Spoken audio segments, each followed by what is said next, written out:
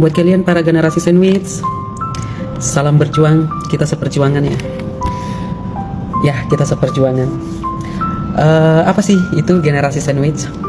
Mungkin sebagian orang sudah mengerti atau sudah paham apa yang dimaksud dengan generasi sandwich. Lalu kalau menurut Google, ya kan, sebuah generasi sandwich itu adalah istilah untuk orang yang harus menanggung beban finansial dari dua generasi, yaitu orang tua dan anak-anak. Ya, istilah ini menggambarkan lapisan tanggung jawab yang harus ditanggung. Pengertiannya cukup dalam ya. Pengertiannya sangat-sangat cukup dalam. Generasi sandwich adalah istilah untuk orang yang harus menanggung beban finansial dari dua generasi, yaitu orang tua dan anak-anak. Istilah ini menggambarkan lapisan tanggung jawab ya. Tanggung jawab ini dibebankan kepada orang yang memiliki sandang daripada generasi sandwich ini.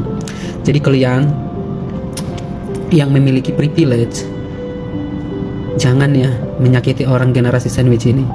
Sedih. Dia tidak meminta untuk dilahirkan ke dunia ini, tidak. Makanya saya kadang-kadang kesal sama orang Batak. Memiliki banyak anak, banyak rezeki. Rezeki ini yang dimaksud. Rezeki ini yang dimaksud. Bahkan ke anakmu, kamu limpahkan tanggung jawabmu. Sungguh malang nasib kalian orang-orang tua ini.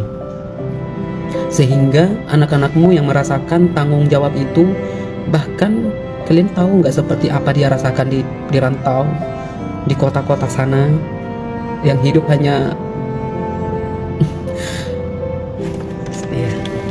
sedih guys.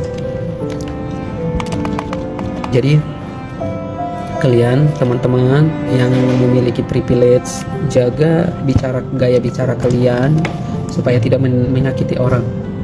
Jadi karena kalian tidak tahu masalah orang itu, kalian tidak tahu problema hidup orang itu. Kadang-kadang orang berkata, kamu bekerja keras tapi hasilnya tidak ada. Itu sangat menyayat hati loh. Itu sangat menyayat hati. Itu menyedihkan.